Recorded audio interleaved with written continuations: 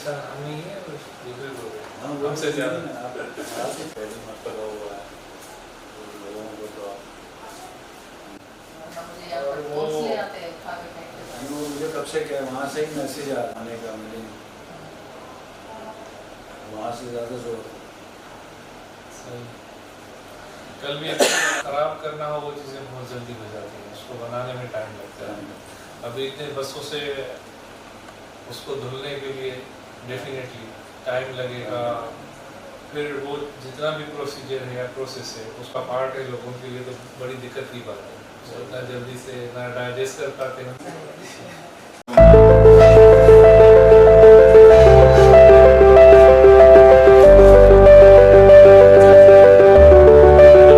मैं शुक्रगुजार हूँ मामा रशीद का और बेगम फातिमा मजीद का, जो मेरे साथ इन लोगों ने मदद की है।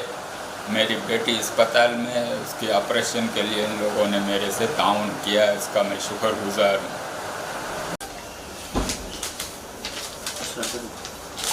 ये माशाल्लाह हमारे चेयरपर्सन बहुत अच्छे हैं, मैं इसकी तारीफ़ करता हूँ कि हम गरीब माहिरगिरों की मदद कर रहे हैं। और माशाल्लाह मैडम भी अच्छी है जो हम गरीब माहिरगिरों की मदद कर रही है। हम चाहते हैं कि हमेशा हमारे चेयरपर्सन और अपने ये चेयरमैन फातिमा मजीद यही रहे, क्योंकि ये गरीबों के बहुत मदद कर रही है। शुक्रिया।